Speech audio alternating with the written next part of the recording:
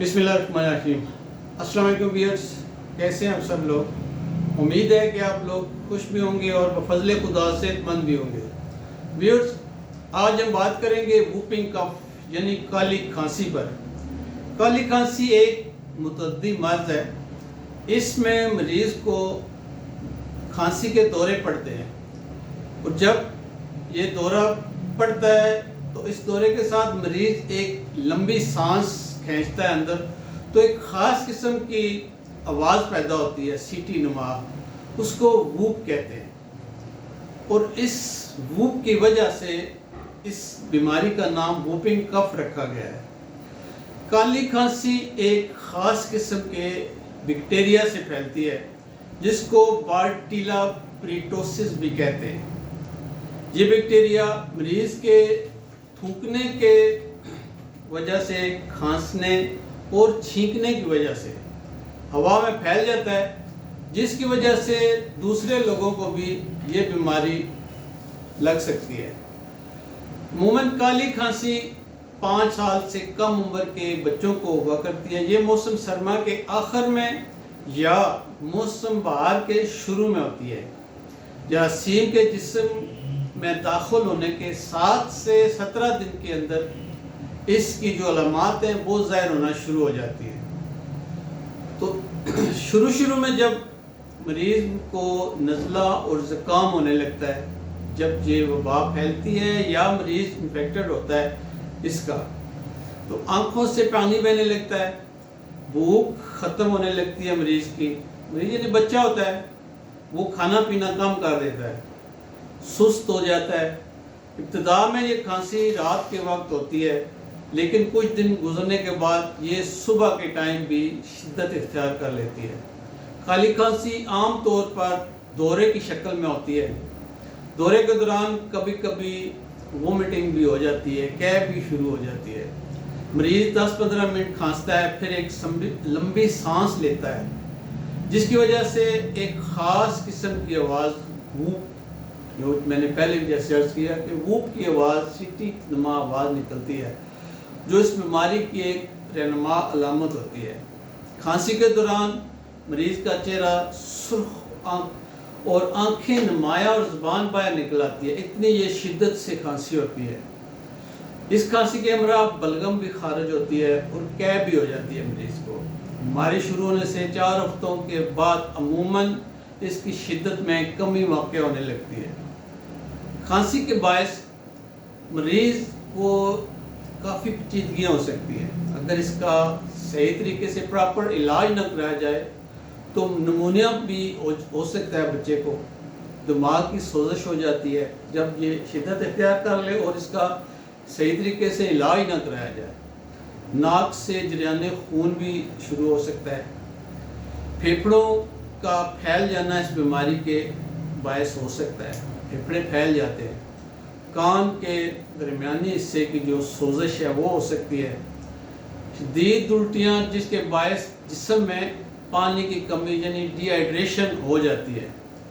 اس بیماری میں ووپ کی آواز پیدا ہوتی ہے، اور اس بیماری کی تشخیص میں یہ ایک مین علامت ہے، یعنی کہ جب مریض اندر سانس کھینچتا ہے تو ایک اسکویزنگ سی یا سیٹی ٹائپ آواز نکلتی ہے۔ مریض کا لعاب ٹیسٹ کروانے پر، یعنی کہ جو اس کا تھوک ہوتا ہے اس کا ٹیسٹ کروانے پر جراثیمز کا، یہ کالی کھانسی کے یا اس بیکٹیریا جو بارٹیلا پریٹوسس ہے اس کا پتہ چلتا ہے۔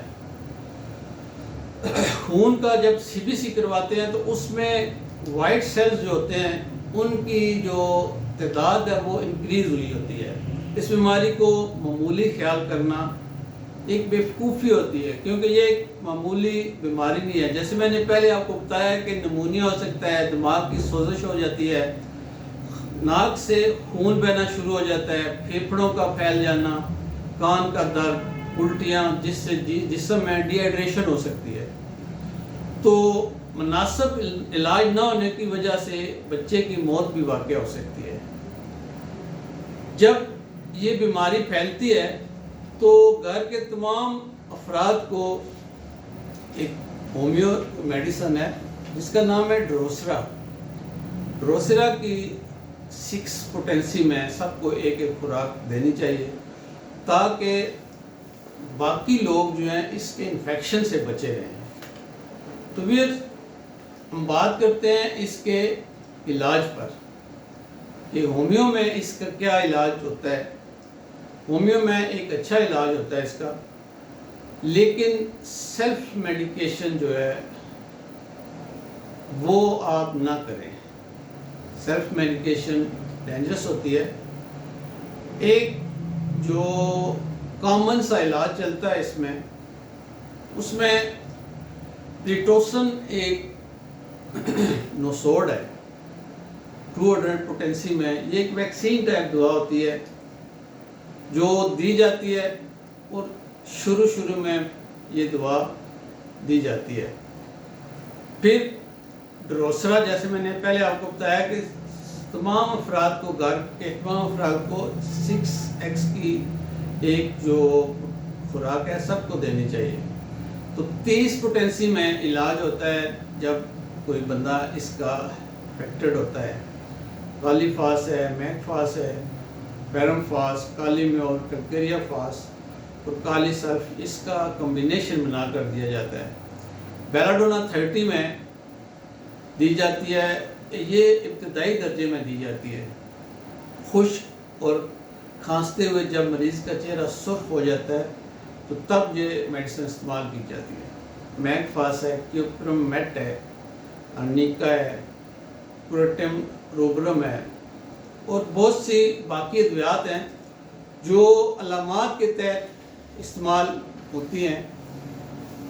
خود جو میڈیکیشن وہ پروٹیکٹڈ ہے۔ کوئی بھی مریض سیلف میڈیکیشن، پھر بچوں کا مسئلہ ہوتا ہے کہ ان کو سیلف میڈیکیشن نہ کروائیں جو خطرناک ہوتی ہے۔ یہ پہلے ہی ایک خطرناک وبا ہوتی ہے جو بچوں کے لیے خطرناک ہوتی ہے اگر ان کا پراپر علاج نہ کرایا جائے۔ تو اس بیماری میں جو مریض بچہ ہوتا ہے اس کو گھر کے دیگر افراد سے دور رکھا جائے، علیحدہ رکھا جائے تاکہ یہ بیماری سے دوسرے بچے جو ہیں نا آپ کے وہ بچے رہیں۔ مریض کو جو کمرہ ہوتا ہے اس کو ہوادار ہونا چاہیے، بالکل بند نہ ہو تاکہ آکسیجن کی کمی نہ ہو۔ بچے کو بار بار تھوڑا کر کے کھلاتے رہیں۔ اگر وہ کر دے تو اس کو تھوڑی دیر کے بعد ہلکی غذا تھوڑے وقفے سے تھوڑی دیتے رہیں تاکہ اس کی طاقت بحال رہے۔ غذا بہت ہلکی جو ہوتی ہے وہ استعمال کریں، طاقت والی غذا نہ دیں۔ لیکوڈ چیزیں لازمی بچے کو استعمال کرائیں تاکہ جسم میں ڈی ہائیڈریشن نہ ہو سکے۔ تو ویئرز، میں امید کرتا ہوں کہ اس ویڈیو سے آپ کو اس بیماری اور اس کی علامات، پرہیز، علاج اور احتیاطی تدابیر کو سمجھنے میں بہت مدد ملے گی اور آپ اس سے فائدہ اٹھائیں گے۔ تو ڈیئر، ہم ملتے ہیں نیکسٹ ویڈیو میں ایک نئی بیماری، اس کی علامات، پیچیدگیاں، علاج اور پرہیز کے ساتھ۔ Stay tune. اللہ حافظ۔